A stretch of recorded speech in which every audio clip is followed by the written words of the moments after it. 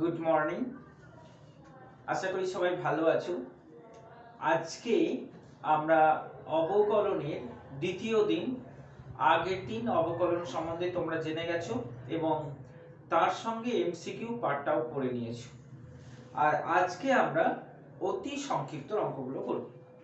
দেখো, অতি সংক্ষিপ্ত আমি শুরু করছি 6 থেকে। তো দেখো, 6 যে অঙ্কটা রয়েছে, 6 1 নম্বর বলেছে, প্রশ্নটাতে দেখো x অথবা t অথবা u এর সাপেক্ষে অবকল গুণাঙ্ক বা অন্তর্কলজ নির্ণয় করো। তো এক্ষেত্রে অবকল গুণাঙ্ক বলুক বা অবকলন করতে বলুক বা অন্তর্কলজ নির্ণয় করতে বলুক, আমরা যে অপেক্ষক আছে মানে যে ভ্যারিয়েবল আছে তার সাপেক্ষে অবকলন করব। তাহলে 1 নম্বর অঙ্কটা আমাদের যেটা রয়েছে x টু দি পাওয়ার 16, আমরা লেখার সময় এটাকে, যেহেতু এটা x এর ফাংশন, তাহলে x to the power 16 d dx of x to the power 16, মানে d dx মানে হচ্ছে x এর সাপেক্ষে অবকলন করতে হবে x টু দি পাওয়ার 16 এর। তাহলে x এর সাপেক্ষে অবকলন করলে আমরা এই x to the power n এর ফর্মুলা দিয়ে করব। তাহলে n x to the power n - 1, এখানে n মানে হচ্ছে 16, তাহলে 16 x টু দি পাওয়ার 16 - 1 মানে হচ্ছে 15। এইটুকুই এই অঙ্কটার অ্যানসার। ঠিক আছে।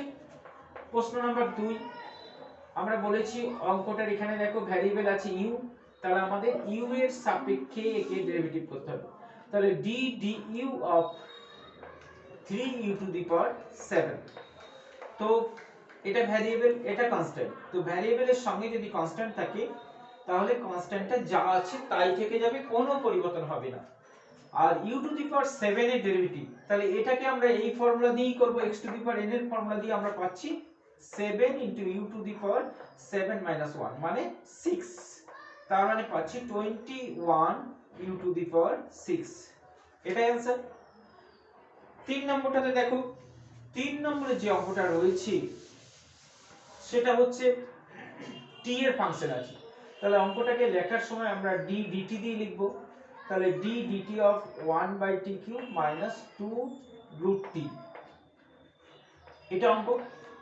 তো এইটাকে প্রথমেই এইটা মনে রাখবে, কোনো ফাংশন যদি ভরে থাকি মানে নিচেতে থাকি তাহলে তার ডেরিভেটিভ আমরা করতে পারবো না, কারণ এই ফর্মুলাতে আসতে গেলে x টা অবশ্যই উপরে থাকবে মানে ফাংশনটা।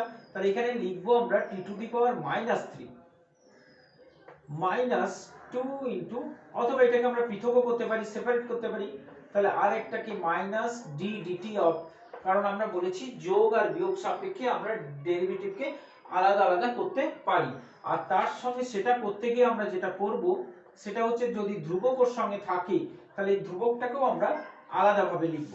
তাহলে এখানটা আমরা এইভাবে লিখতে পারি মাইনাস, তারপরে 2 আছে ধ্রুবক পদ, তারপরে আমরা ডেরিভেটিভের চিহ্নটা দেব, মানে d dt অফ √t মানে হচ্ছে t two the power half, power d লিখব। ঠিক আছে, সূচক আকারে। তাহলে এটাও x to the power n এর সূত্র। তাহলে n x to the power n - 1, তাহলে এটা হবে -3 t টু দি পাওয়ার -3 - 1 মানে হচ্ছে -4, -2 ইনটু এটাতে হবে half t two the power half -1 মানে -হাফ। হলো। যেহেতু অঙ্কটা আমাদের ফ্র্যাকশন আকারে ছিল, তাহলে এই পাওয়ারগুলোকে আমরা ফ্র্যাকশন আকারে, নেগেটিভ পাওয়ারগুলোকে আমরা ফ্র্যাকশন আকারে লিখে দেব। তাহলে এটা হবে -3/t টু দি পাওয়ার 4, এখানে 2 2 তো কেটে যাচ্ছে, তাহলে এখানে পাবো 1/√t, 1/√t, কারণ t two the power half আছে, হাফ আছে, সেজন্য 1/√t হবে। ঠিক আছে। এরপর দেখো 4 নম্বরে যে প্রশ্নটা রয়েছে, দেখো 4 নম্বরে এই প্রশ্নটা রয়েছে, এটা x এর ফাংশন আছে। তাহলে আমরা অঙ্কটাকে লেখার সময় x এর সাপেক্ষে লিখব 2x two the power 4 - 6/x², 3x/³ x plus 2। প্রথমে আমরা সেপারেট লিখতে পারবো, তাহলে 2 সেপারেট লেখার সময় ভ্যারিয়েবলের সঙ্গে যে ধ্রুবক পদ আছে তাকে আমরা ডেরিভেটিভের বাইরে লিখব। তাহলে d dx of x to the power 4 -6 d dx of x to the power নিচে 2 আছে, তাহলে x টু দি পাওয়ার -2 হবে। তারপরে দেখো প্লাস 3 d dx অফ, এটা x by cube root of x, এটাকে একটু দেখে নেবে কি হচ্ছে, দুটোকে এক জায়গা করলে আমরা পাবো এটা x টু এর পাওয়ার 1 আছে, আর নিচে যেটা রয়েছে কিউব রুট অফ x মানে হচ্ছে x টু দি পাওয়ার 1 এর 3, তাহলে উপরে নিয়ে গেলে হবে 1 মাইনাস 1/3 মানে হচ্ছে x টু দি পাওয়ার 2/3। তাহলে এখানে আমরা পাচ্ছি x টু দি পাওয়ার 2/3, আর একটা হচ্ছে ddx অফ 2 ধ্রুবক পদ। ঠিক আছে, তাহলে এটা পাবো আমরা 4x³ minus 6 into minus 2x to the power minus 3 plus 3 into 2 এর 3 x to the power 2 এর 3 minus 1 মানে হচ্ছে minus 1 এর 3। আর যে কোনো ধ্রুবক পদের ডেরিভেটিভ আমরা শিখেছি আমি 0। এটাকে সরল করে আমরা পাবো 8x³ plus এই যে মাইনাস পাওয়ার থাকলে আমরা যেহেতু এখানে ফ্র্যাকশন আকারেই ছিল অ্যানসার অঙ্কটাতে, আমরা এগুলো ফ্র্যাকশন আকারে ফিরিয়ে দেব। তাহলে 12/x³ 3 3 তো কেটে যাচ্ছে, তাহলে 2 এটা কিউব রুট অফ x আর কিছু নাই। তাহলে এটাই হবে 4 নম্বর প্রশ্নটার উত্তর। ঠিক আছে, তারপরে দেখো 9 এর 5 নম্বরটা। 9 এর 5 নম্বরটা যেটা দেওয়া রয়েছে u স্কয়ার মাইনাস 2 এর হোল স্কয়ার আছে, u স্কয়ার মাইনাস 2 এর হোল স্কয়ার। তো এই ক্ষেত্রে হোল স্কয়ার থাকলে, কোনো একটা সংখ্যার হোল স্কয়ার থাকলে আমরা সরাসরি x to the power n এর ফর্মুলা ব্যবহার করতে পারছি না। সেই ক্ষেত্রে প্রথমে আমরা হোল স্কয়ারটা ভেঙে নেব, তারপর সেপারেট সেপারেট সেপারেট আমরা ডিফারেন্সিয়েশন করতে পারবো। ঠিক আছে, তারপরে 4 নম্বর যে অঙ্কটা রয়েছে এটাও 6 নম্বরে যে অঙ্কটা রয়েছে এটাও তাই। দেখো এখানে 2x² বাই রুট x মানে 2x² কে রুট x দিয়ে ভাগ করে নেব এইভাবে। তারপরে টার্মটা 3x বাই রুট x, তো 3x সেপারেটলি সব ভাগটা আমরা করে নেব, তারপরে -4 বাই রুট x। তো এটা মানে কত হয় আমরা জানবো, 2 ইনটু 2 মাইনাস হাফ, কারণ নিচে রয়েছে, তাহলে এটা উপরে নিয়ে গেলে হবে 2 মাইনাস হাফ, তাহলে এটা হবে 2x টু দি পাওয়ার 3/2, এটা হবে 3x two the power half, আর এটা হবে 4x two the power minus half. এরপর প্রত্যেকটা পার্টের x to the power n দিয়ে ডিফারেন্সিয়েশন করে দিলেই আমরা অঙ্কটা করতে পারবো। 7 নম্বরটাও তাই, নিচেতে আছে x গুলোকে সব উপরে নিয়ে যেতে হবে মাইনাস পাওয়ার করে, তারপরে আমরা ডিফারেন্সিয়েট করতে পারবো। 8 নম্বরটা t এর ফাংশন আছে, এটা গুণ আকারে আছে।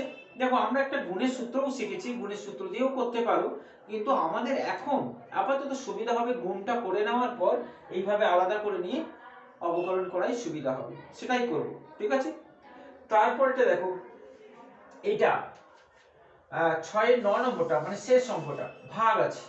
তো আমরা ভাগেরও একটা সূত্র পেয়েছি, সেটা দিয়েও করতে পারি, কিন্তু আমাদের সুবিধা হচ্ছে এক্ষেত্রে যে ভাগটা যদি আমরা করে নিই, তো এখানে ভাগটাও করে নিতে পারি অথবা ফ্যাক্টর করে নিতে পারি, উপরটাকে ফ্যাক্টর করে নিলে নিচেটা কেটে যাবে, এরকম আমরা লিমিটে অনেক করেছি, তো সেটাও করতে পারি। কিন্তু আমি বলবো যেটা আমাদের ভাগটা কিন্তু এরপর থেকে মাঝে মধ্যে করতে হবে, অতএব ভাগটাকে কিন্তু আমরা কোনো রকমই এড়িয়ে যেতে পারবো না, সেজন্য এখন থেকেই শুরু করো না ভাগটা কিভাবে হবে। তাহলে প্রথমে এটাকে আমরা ভাগটা করে নেব। বলছি এরপরে অনেক অঙ্কতেই আমাদের এরকম ভাগ আছে, তখন সেই ভাগটাকে করতেই হবে, আমরা ভাগটাকে এড়িয়ে যেতে পারবো না, তো সেই জন্য এখন থেকেই ভাগটা শিখে রাখো। শিখে রাখো না, তোমরা তো ভাগ জানোই, আর একবার প্র্যাকটিসের মধ্যে নিয়ে রাখো। তাহলে প্রথমে আমরা জানি এটা u³ যাবে, কারণ প্রথম টার্মটা আমাদের মিলিয়ে নিতে হবে, তাহলে u আর u³ এ গুণ করলে u4 হচ্ছে, কারণ প্রথম টার্ম মিলিয়ে যাওয়ার পর যা থাকবে সেটাই লিখতে হবে 2u³। এইটা আমাদের একটা টার্ম সবসময় কাটবে, এটা কিউব এটা স্কয়ার, তাহলে এর সঙ্গে নিশ্চয়ই বিয়োগ হবে না, তাহলে এটাকে আমরা সরিয়ে লিখব 2u³ মাইনাস 3u² মাইনাস 4।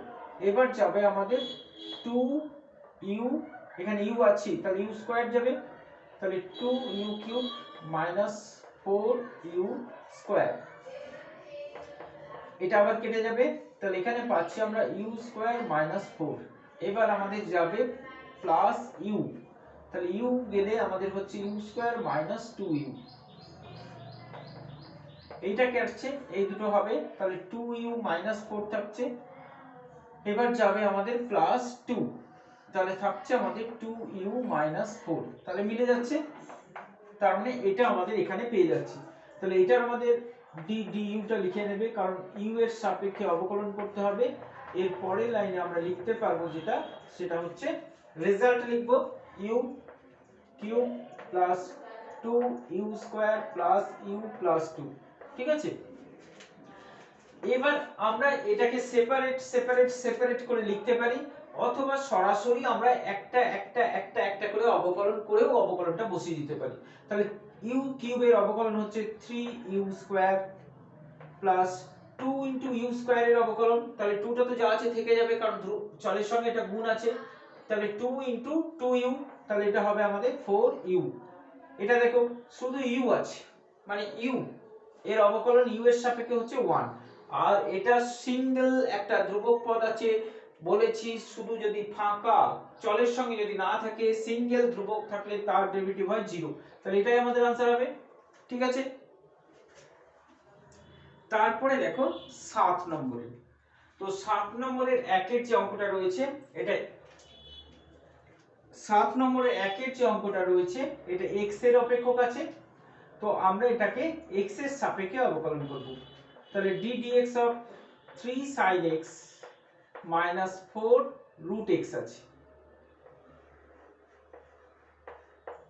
তার মানে হচ্ছে আমরা x এর সাপেক্ষে সরাসরি অবকলন করে দিচ্ছি। আমরা দুটোকে সবসময় আলাদা আলাদা দুটো পার্ট দেখব, কারণ আমরা জানি যোগ বা বিয়োগ সাপেক্ষে ডেরিভেটিভ আলাদা আলাদা করে করা যায়। তাহলে এই একটা পার্ট আলাদা, এই একটা পার্ট আলাদা, তাহলে 3 থেকে গেল, আর sin x এর ddx করলে আমরা পাই ddx of sin x মানে হচ্ছে cos x, তাহলে 3 cos x minus 4, চলের সঙ্গে 4 আছে তাহলে 4টা থেকে গেল, আর root x, তো এইটা আমি বলছি যে root x এর ডেরিভেটিভটা আমরা আলাদাভাবে মনে রাখবো। root x এর ডেরিভেটিভ হয় 1/2 root x, যদি এটা x to the power n এর সূত্র থেকেই হয়, কারণ এখানে x to the power half রয়েছে, এর আগেও আমরা করেছি x to the power n এর সূত্র থেকে মান বার করেছি, কিন্তু আমাদের অনেক সময়ই দরকার পড়বে যে root x এরটার জন্য হয়তো আরো একটা লাইন বাড়তি লিখতে হবে, এবং সেখানে দেখবো গোটা লাইনটা তার জন্য বাড়তি লিখতে হচ্ছে, সেজন্য সরাসরি মনে রাখবো যে root x এর ডেরিভেটিভ হয় 1/2 root x, তাহলে এখানে আমরা বসিয়ে দিতে পারবো 1/2 root x, এটা অবশ্যই সরল করে দেবে, তাহলে 3 cos x minus 2/root x। ঠিক আছে, বাড়তি আরো একটা আমরা ডেরিভেটিভ মনে রাখবো, সেটা হচ্ছে ddx of 1/x এর, এটাও x to the power n এর সূত্র থেকেই হবে, কিন্তু এটাকে আমরা আলাদাভাবে সরাসরি মনে রাখবো। ঠিক আছে, x to the power n মানে x টু দি পাওয়ার -1 এর সূত্র, মানে x এখানে n বলতে -1 হচ্ছে, দিয়ে x to the power n এর সূত্র থেকেই হবে, কিন্তু এটা আমরা সরাসরি মনে রাখবো যে 1/x এর ddx হয় -1/x স্কয়ার। ঠিক আছে, তো এটা আমরা অ্যানসার পেলাম। তারপরে দেখো 7 এর তারপরে যে অঙ্কগুলো রয়েছে সেগুলো আগের মতোই করতে পারবে।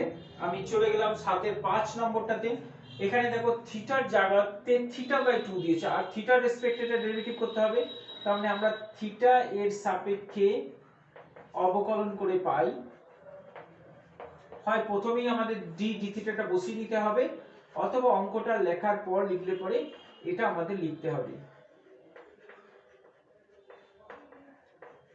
3 tan pi minus theta।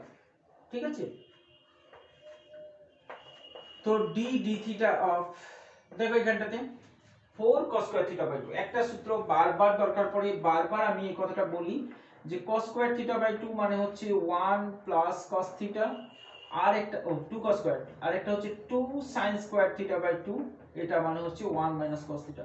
এই দুটো সূত্র সব সময়কার জন্য দরকার পড়ে, সেটা 11 এও দেখেছো, আর এখন 11 এর শেষে এসে এখনো দেখতে পাচ্ছ, 12 এও দেখতে পাবে, এই দুটো ফর্মুলা সব সময়কার জন্য, শুধু এই দুটো নয়, যদিও ত্রিকোণমিতির যত ফর্মুলা আছে সবই 12 এ দরকার পড়বে। তো দেখো এখানে, তাহলে এখানে আমাদের 2 4 আছে, তাহলে একটা 2 রেখে দিলে আমরা বসাতে পারবো 2 cos square theta by 2 এর জায়গায় 1 minus cos theta।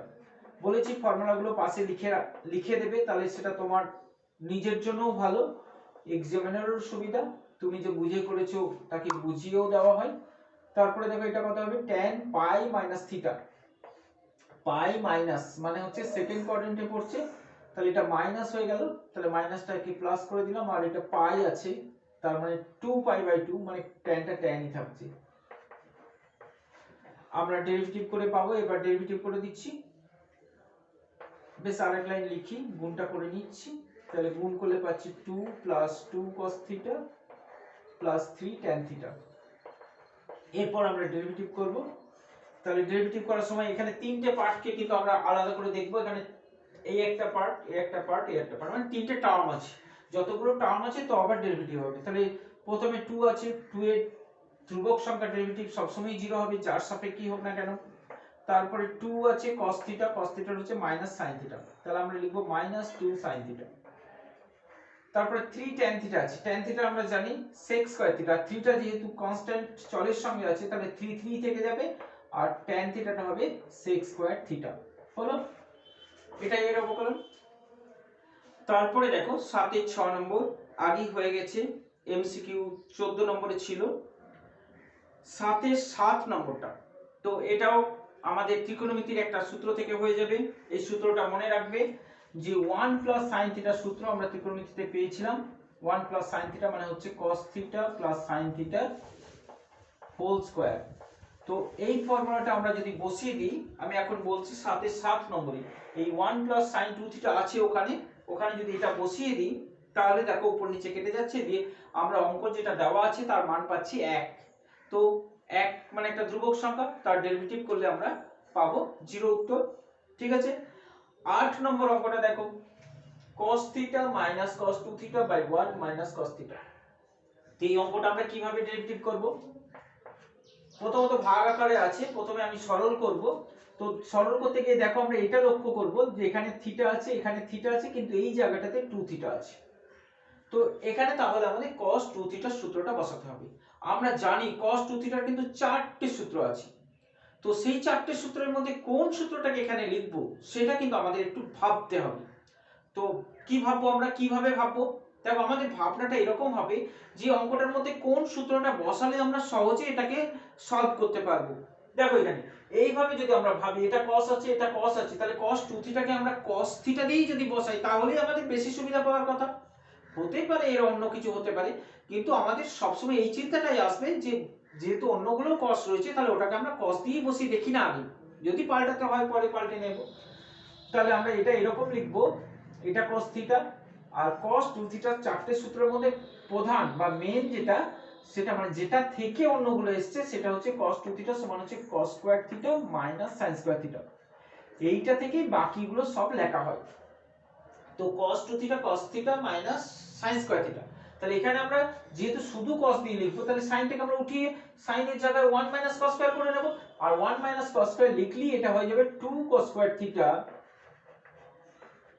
মাইনাস 1, কিন্তু এই মাইনাসটার জন্য এইটা আবার প্লাস হয়ে গেল বাই 1 মাইনাস cos থিটা। তো একটু সাজিয়ে লিখলে আমরা এরকম পাবো 1 plus cos theta minus 2 cos square theta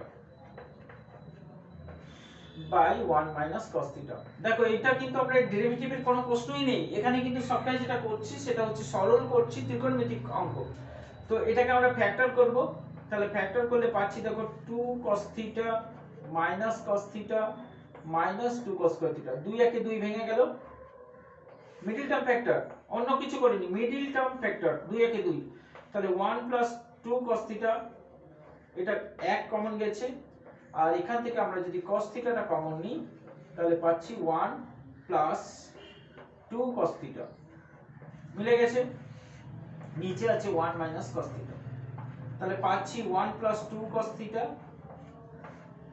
into 1 minus cos theta by 1 minus cos theta. এটা কেটে গেল। তাহলে এইটা আমাদের থাকলো, এখনো কিন্তু আমরা ডেরিভেটিভ করিনি। তাহলে এরপর আমরা লিখব যে থিটার সাপেক্ষে অবকলন করে পাই, থিটার সাপেক্ষে অবকলন করে পাই। তাহলে থিটার সাপেক্ষে অবকলন করব, তাহলে লিখব ডি ডি থিটা অফ,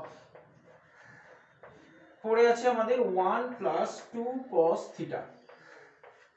তো দুটো পার্ট আছে, 1 এর অবকলন হচ্ছে 0 আর 2 cos থিটার অবকলন হচ্ছে মাইনাস sin থিটা, তাহলে এখানে হবে মাইনাস 2 sin থিটা। হলো, ঠিক আছে। তারপরে দেখো 8 এরটা cot x cot x কে ওরা দুটোর গুণফল আকারে প্রকাশ করেই দিয়েছে। cot x মানে হচ্ছে cosec x * cot x। তো cot x এর সরাসরি আমরা ddx করতে পারি -cosec স্কয়ার x, কিন্তু ওরা বলছে যে cot x কে cos x * cosec x যদি দুটো গুণফল আকারে লিখে আমরা ডেরিভেটিভ করি তাহলে কি আমরা -cosec স্কয়ার x ই পাবো? দেখো তো, তোমরা নিজেরাই দেখতে পারবে। তোমাদের এর আগের দিন যে ভিডিওটা আছে সেখানে অথবা তোমাদের খাতায় নিশ্চয়ই নোট করা আছে যে ddx of u into v। তাহলে এখানে u হচ্ছে cos x আর v হচ্ছে cosec x। তাহলে u ইনটু v এর সূত্রটা দিয়ে দেখো তো ডেরিভেটিভ করে শেষ পর্যন্ত -cosec স্কয়ার x আসছে কিনা। নিশ্চয়ই আসবে।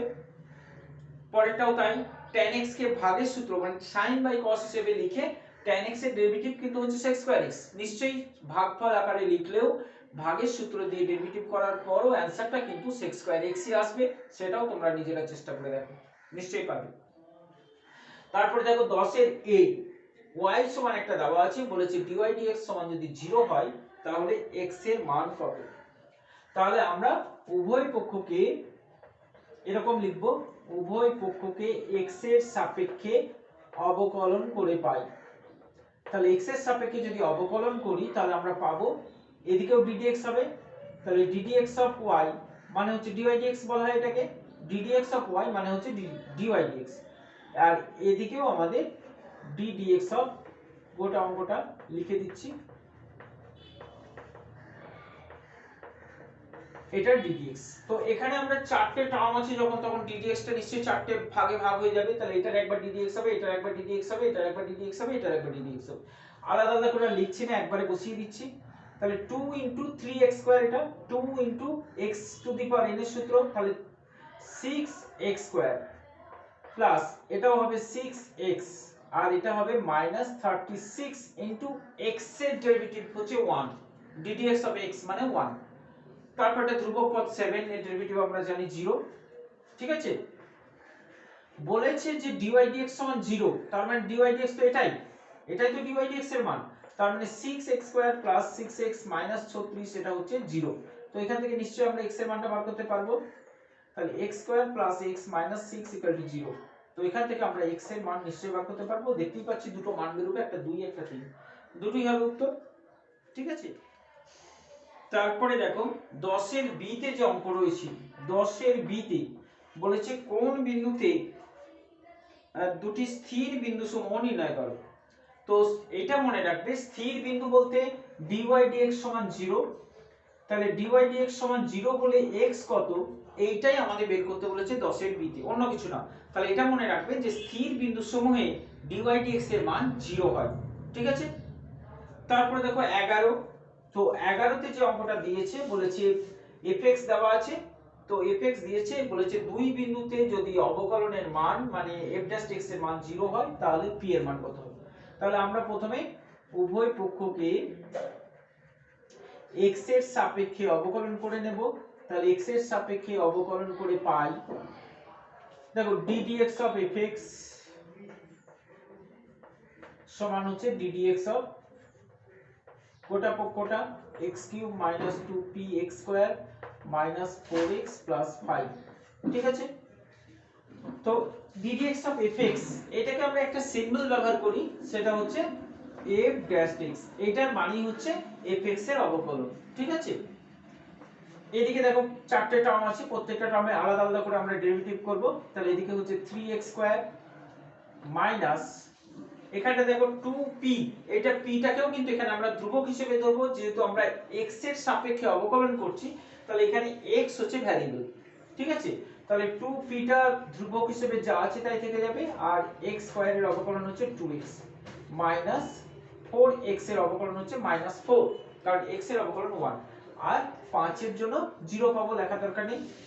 তো বলেছে x = 2 বিন্দুতে অবকলনের মান হচ্ছে 0। তাহলে আমাদের বলে দেওয়া আছে f'2 হচ্ছে 0। তাহলে যেহেতু f'2 হচ্ছে 0, অতএব আমরা লিখতে পারবো 3x² - 3 * 2a²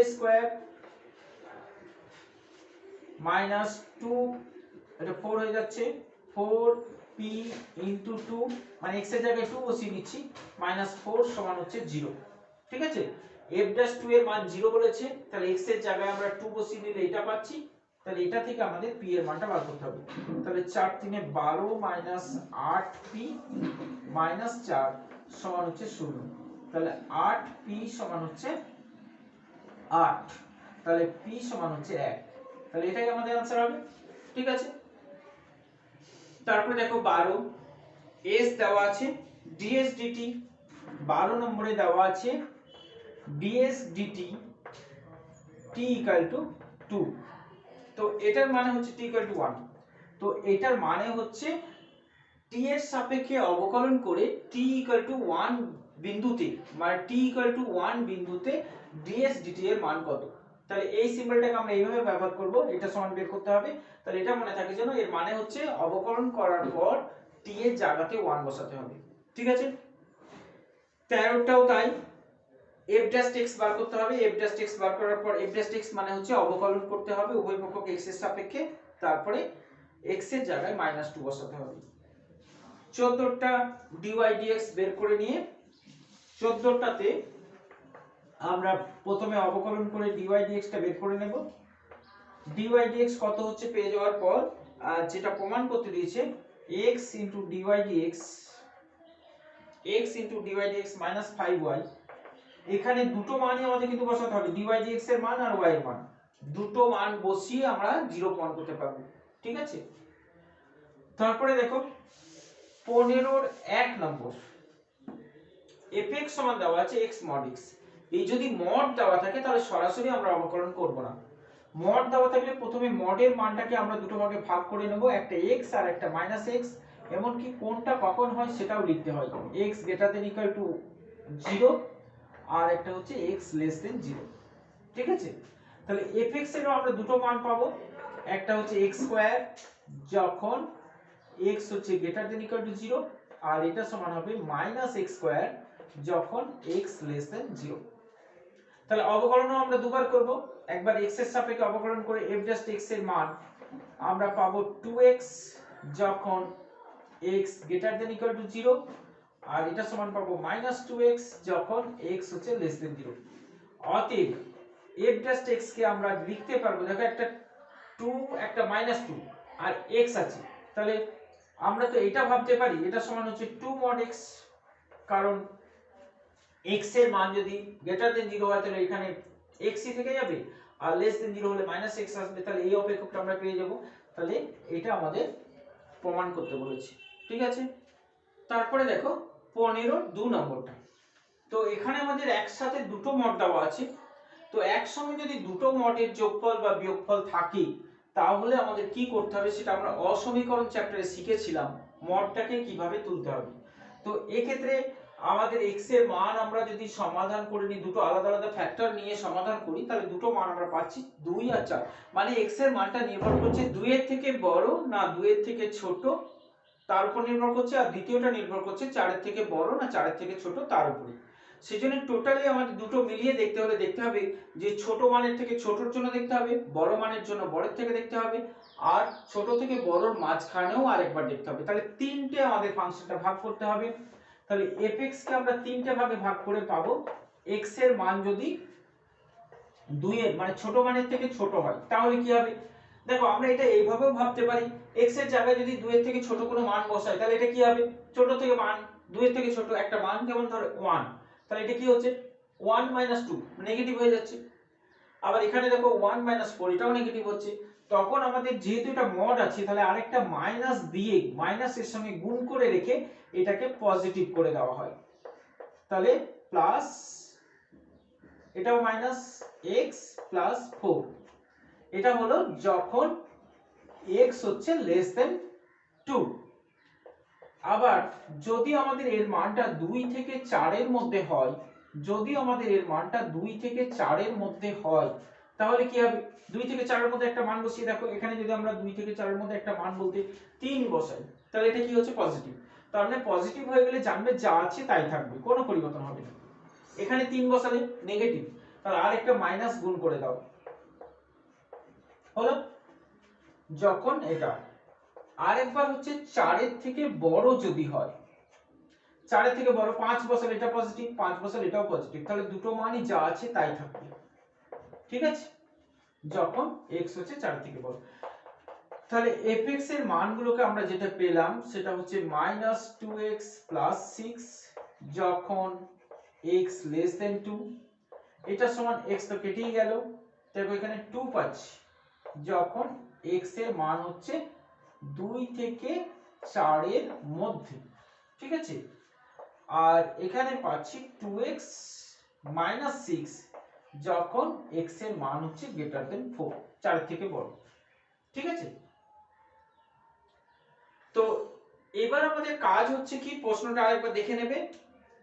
বলেছে যে f'3 বের করতে, f'3 মানে অবকলন করে x এর জায়গায় 3 বসাবো, কিন্তু অবকলন করার পর আমরা f'3 চেয়েছি, তো এখানে এই মানগুলোর মধ্যে 3টা কোন জায়গায় রয়েছে, এইটার মধ্যে নিশ্চয়ই 3 আছে, এর মধ্যেও নেই, এর মধ্যেও নেই, তাহলে আমরা শুধু অবকলনটা শুধু এরই করব, বাকিগুলোর কেন করব?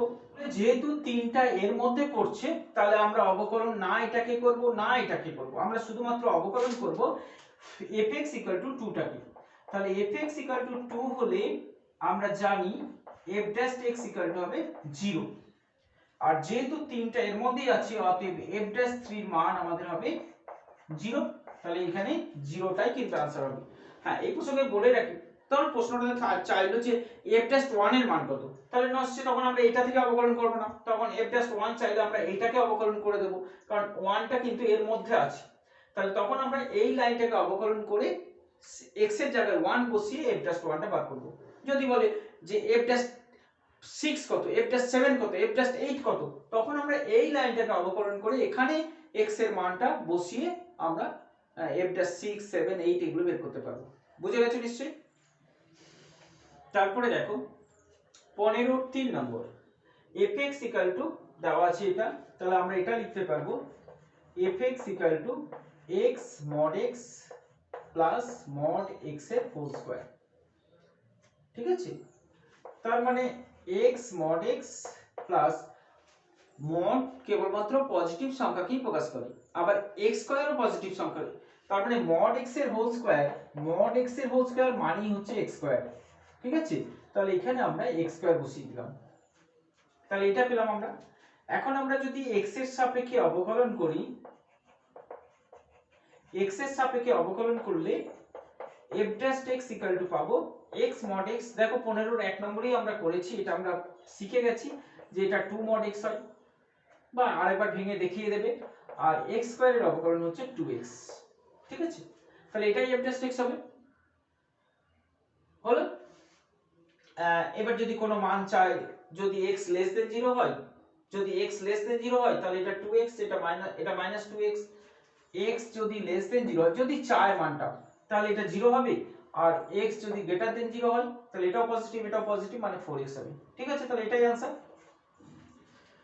তারপরে দেখো 4 নম্বরটা, 4 নম্বরে fx দেওয়া আছে একটা অপেক্ষক, তাহলে আমরা প্রথমে f'0 এর মান দেওয়া আছে, f0 এর মান দেওয়া আছে, f2 বের করতে বলেছি, কিন্তু আমরা সরাসরি f2 বের করতে পারি না, আমরা প্রথমে f'(x) বার করতে হবে। এটা দুটো অপেক্ষক আছে, আমরা x এর সাপেক্ষে অবকলন করছি, তাহলে x এর সাপেক্ষে অবকলন করে আমরা পাচ্ছি m * x এর অবকলন তো 1, আর c ধ্রুবক পদ।